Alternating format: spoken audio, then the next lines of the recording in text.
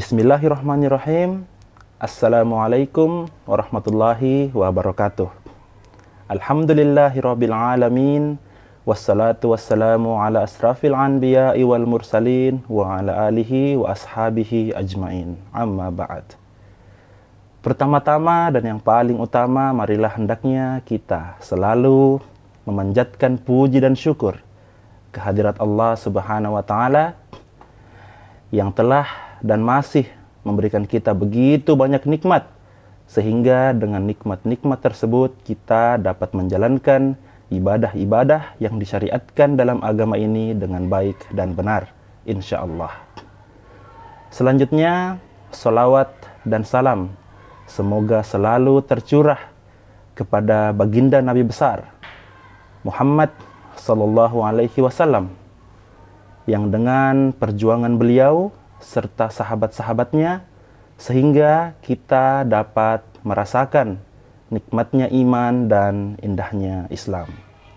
Sahabat Ummu Sabri dimanapun Anda berada, yang insya Allah dirahmati oleh Allah Subhanahu wa Ta'ala.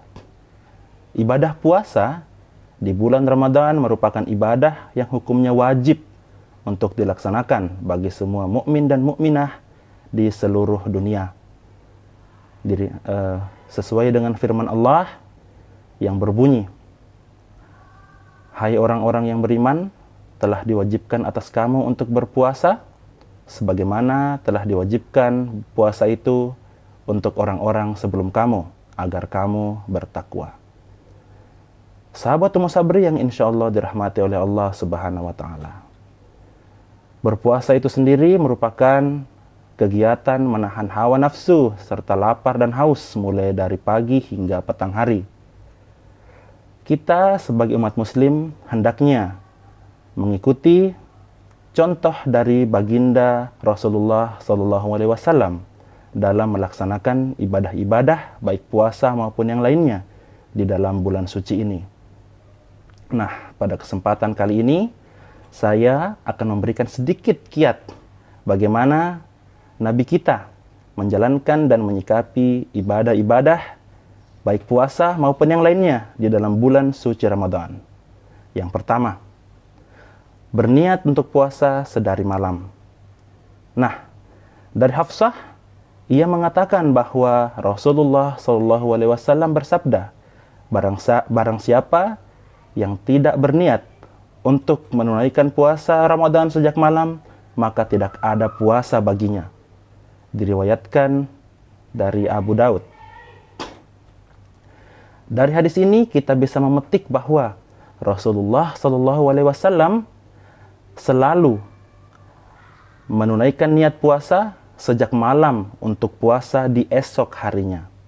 Dan yang kedua adalah sahur. Sahur itu sendiri adalah kegiatan mengkonsumsi makanan dan minuman sebelum azan subuh atau sebelum imsak, sebelum menunaikan ibadah puasa. Nabi kita SAW mengakhirkan sahurnya, dan hendaknya kita pula mencontoh apa yang telah dijalankan oleh beliau. Selanjutnya, yang ketiga adalah menyegerakan berbuka.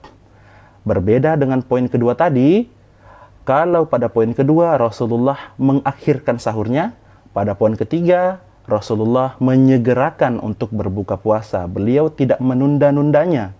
Setelah itu langsung mengambil air wudhu dan melaksanakan sholat maghrib secara berjamaah. Adapun cara Rasulullah berbuka puasa yaitu dengan cara mengkonsumsi 3 buah kurma dan segelas air putih. Nah, apa yang bisa kita petik dari yang dilakukan oleh Nabi kita ini? Beliau hanya mengkonsumsi 3 buah kurma dan segelas air putih. Kita dapat memetik bahwa hendaknya kita tidak berlebih-lebihan dalam mengkonsumsi hidangan berbuka puasa. Kita telah lapar dan haus seharian setelah berpuasa, namun akan lebih baik jika kita mengkonsumsi makanan dan minuman secukupnya ketika berbuka puasa, sehingga tubuh kita dapat mencerna makanan dan minuman tersebut secara normal dan kita dapat berpuasa di esok harinya dengan tubuh yang sehat. Yang keempat, Rasulullah SAW selalu memperbanyak ibadah di dalam bulan Ramadan. Jika pada bulan lainnya kita dapat membaca Al-Quran 1-5 lembar, hendaknya di bulan puasa ini kita membaca lebih dari 1-5 lembar itu, atau akan lebih baik jika kita dapat membaca satu juz atau lebih. Dan akan lebih baik lagi jika kita dapat menghatamkan Al-Quran pada bulan suci Ramadan ini. Karena kita tahu bahwa pada bulan suci ini, segala pahala dilipat gandakan dan syaitan-syaitan dibelenggu oleh Allah. Selain bertadarus atau membaca Al-Quran, kita dapat bersedekah lebih banyak. Jika di bulan lain kita bersedekah 1.000 atau 2.000, maka di bulan suci ini dengan mengharap ridha Allah dan pahala dari Allah, kita dapat bersedekah lebih dari itu.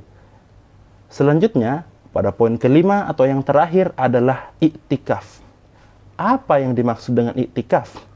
Iktikaf itu sendiri adalah kegiatan memfokuskan diri untuk beribadah kepada Allah di masjid-masjid. Nah, kegiatan iktikaf ini dilakukan selama 10 hari terakhir bulan Ramadan. Rasulullah mencontohkannya, beliau memfokuskan diri, berdiam diri, bermunajat, sholat, bertadarus, memperbanyak zikir di masjid-masjid secara berjamaah untuk mengharap pahala dan ridho dari Allah.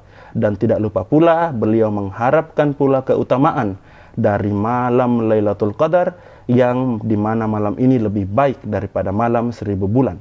Dan hendaknya kita sebagai umat beliau mencontohi apa-apa saja yang dilakukan beliau selama beriktikaf selama 10 malam terakhir di bulan Ramadan.